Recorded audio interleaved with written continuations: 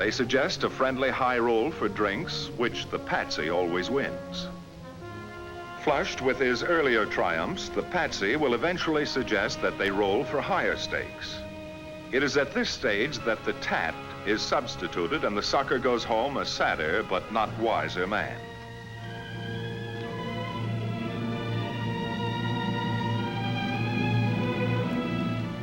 Having run the gamut of the lesser con dodges, Ronnie Miles was now ready for the big caper, the one that changed her name to a number. Hiya. You're late. So I'm 5 minutes late. What difference does that make? Makes all the difference in the world. Told you 1,000 times, be here on time. Get used to looking at your watch. Big house is loaded with characters who didn't know the time. Baby doll. With all this split-second timing, someone would think you were going to stick up a bank.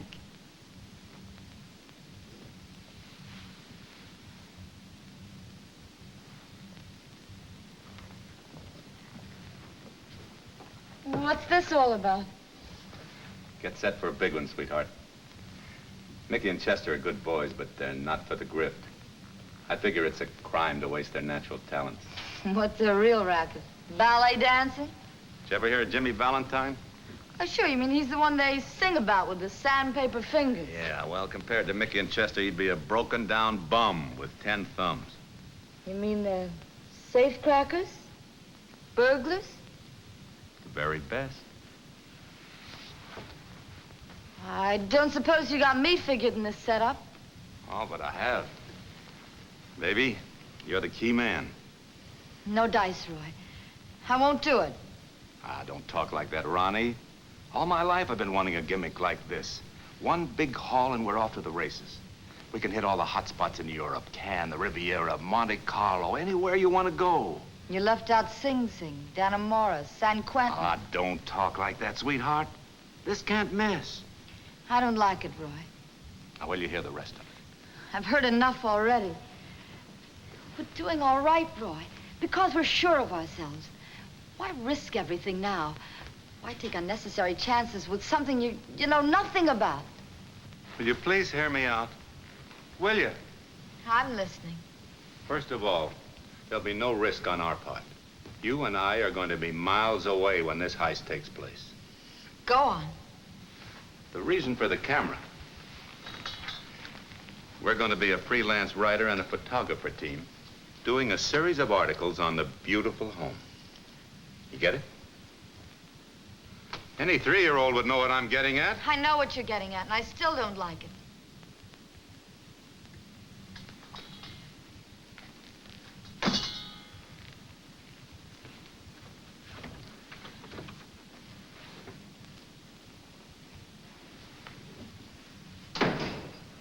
Roy.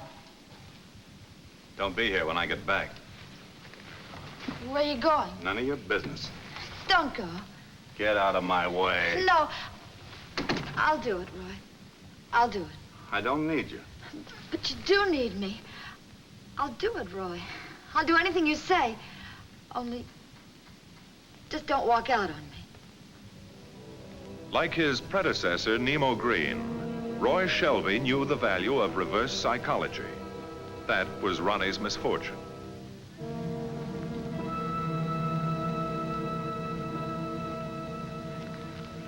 Here comes Mr. Montrose now. Good luck, baby. Oh, I'm dreadfully sorry. my fault. Oh, I think I must have sprained my ankle. Well, here, let me help you. If there's anything I can do. No, thank you. I'll be all right. Well, this is a coincidence. I just got through phoning a Mrs. Montrose. I don't suppose there could be any connection. Well, there could be. What were you phoning about? Mr. Montrose, by any chance, do you own that lovely home in Lynbrook? Well, I own a home in Lynbrook, yes. Well, that's why I phoned Mrs. Montrose. I'm afraid I don't understand. What was your conversation about? Doesn't really matter. I was turned down. Well, it was an extreme pleasure colliding with you, Mr. Montrose. But you still haven't told me what your conversation was about. I may be able to help. Oh, I'd rather not. Thank you just the same. You're a very peculiar young lady. You know that. Well, I don't want to cause any trouble between you and Mrs. Montrose. Well, we'll worry about that when we come to it. All right, I'll tell you. I wanted to do an article on your home for my magazine. Well, let's step into the cocktail lounge and you can tell me all about it. I'd like that.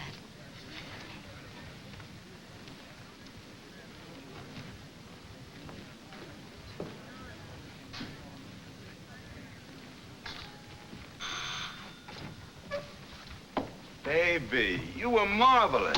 You don't know how marvelous. Oh, incidentally, Nemo Green wandered into the bar while I was talking to Montrose. Did he see you? I don't know. He left so quickly. Ah, forget that creep. Tell me about Montrose.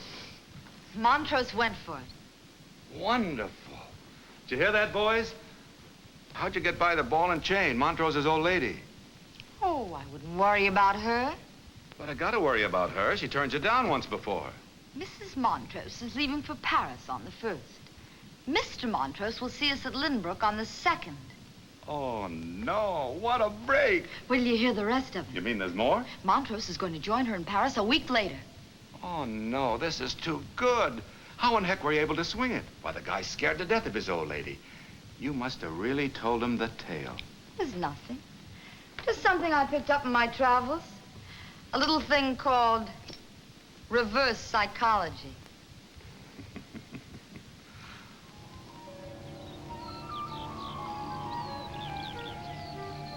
Was there ever a more perfect setup for a second-story job? Actually, Ronnie Miles and Roy Shelby were casing the Montrose home. Oh, I beg your pardon. I finished shooting downstairs, Miss Montrose. Is it all right if I take a few pictures of the upstairs rooms? There's the staircase. Well, thank you very much, sir. Before the interview was over, they knew every possible entrance and exit, the exact location of the family jewels, the silverware, everything but the combination to the wall safe. But that's where the two specialists would come in, Mickey and Chester. Yes, the setup was perfect. Almost. Despite all the carefully rehearsed plans, the covering of every minute detail, this almost perfect setup was doomed. For on the afternoon of the night the big knockover was to take place, I received a tip from an informer. While Mickey and Chester were cracking the safe of the Montrose home, I was waiting with a detail from the robbery squad.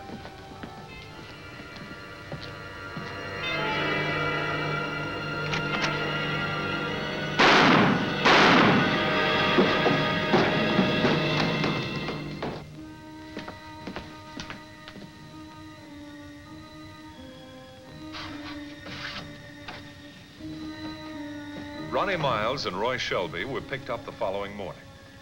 The gamut had been run. The informer was Ronnie's old boyfriend and benefactor, Nemo Green. I think it's safe to say that anyone would have trusted those crooks. Now, if any of you have a question, I'll be glad to try and answer it. Yes? Captain, do you mean that even though the type of criminal is different, we'll have to watch for these con men, swindlers, and bunco artists in the same old places? No, the fact is you'll find con men almost any place. From the scrubbiest parts of town all the way up to the playgrounds of the social set.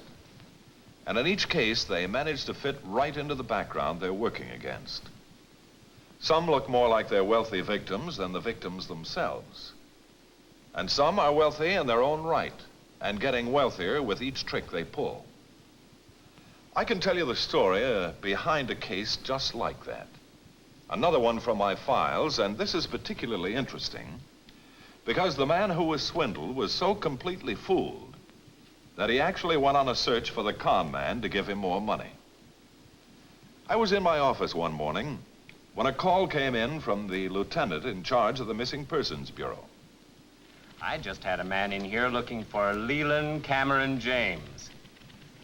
That's right. Sure, he's one of James' suckers, written all over his face, and he's come back for more. Well, he's not the first one, you tell him. I didn't have the heart, John. Besides, you're the expert. I sent him up. Thanks, you're a pal. Oh, he's here now. I'll see you later. Come in.